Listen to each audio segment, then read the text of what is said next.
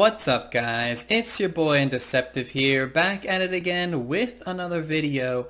And in today's video, as I'm sure you guys can tell by the title, this is going to be a fielding tutorial, which is basically going to include how to play in the infield as well as how to play in the outfield, and just a few tips and tricks I've learned from playing in the league. But yeah, let's get right into it. So the first two positions in the infield don't really need a whole lot of explanation. There's the pitcher's mound, which if you're the pitcher, you'll be there, and there's the catcher. Both pretty self-explanatory. Now, the first and probably one of the most important positions that you need to know how to play is first base.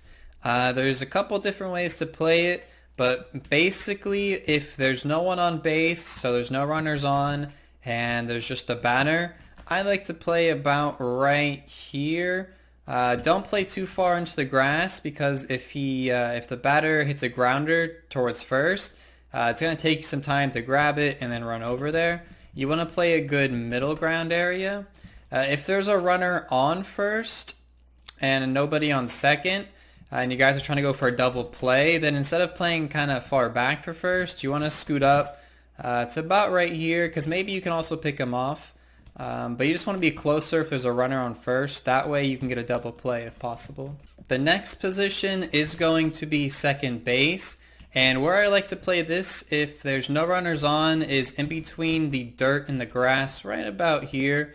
The only exception to this is if the team is batting a lot of contact and they're hitting into the gaps, I'll scoot back into the Altuve position. This is where Spicy McChicken Master played a lot on Milwaukee Season 2. But it's a good position to get pop-ups, power pop-ups that will come basically straight to you, or people that are using contact and they'll hit grounders right to you as well. The only exception to this, if there's a runner on second, basically if you're playing first, second, and third and there's a runner on your base, you want to play a little closer. So instead of playing like my normal, like right here, I'd probably play like, like right here kinda. That way, if the pitcher calls for a pick or the catcher calls for a pick, I can be ready to get that, or I can get the double play. Next up is shortstop. Very similar to second base in that I play on the line in between the dirt and grass.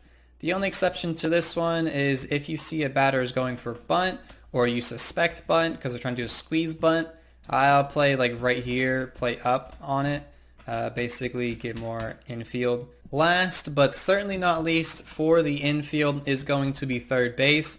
This one's a little trickier than the rest, but where I like to play is kind of up on the grass basically, because a lot of batters, when they hit it, they're either going to hit it straight into the grass right here if they're using contact, or if it gets past you, shortstop will have your back. It's not really a problem. A lot of people don't really hit it towards this area over here, so I don't see the point in playing back on third. I like to be ready for bunts or for grounders that come straight to me. Now there's only three positions in the outfield. There's center field, which I'm currently at. There's right field, and there's left field.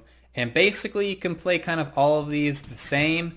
It will vary a little bit depending on the stadium, but that's not a huge issue because only a few stadiums have big walls like Boston and LAA. But that's besides the point.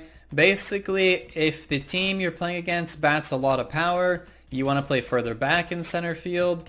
If they bat a lot of contact, you want to scoot up a little. It's really as easy as that, and that can be applied to right field and left field.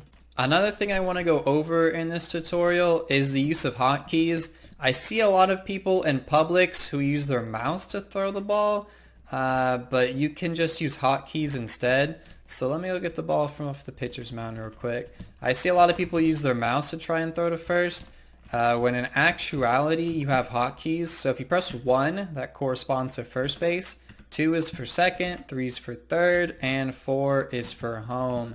So instead of just aiming your mouse and then you getting the accuracy meter, you can press 1, 2, 3, or 4 and then throw to the corresponding base a lot easier. Alright guys, I think that's going to do it for this tutorial. I believe I covered everything there is to know about fielding. But if you guys feel like I missed something, or if you're still confused and have a question, leave a comment down below and I will answer it. I answer every question. But yeah, if you guys enjoyed the tutorial, leave a like, consider subscribing, and I will see you in the next one. Peace.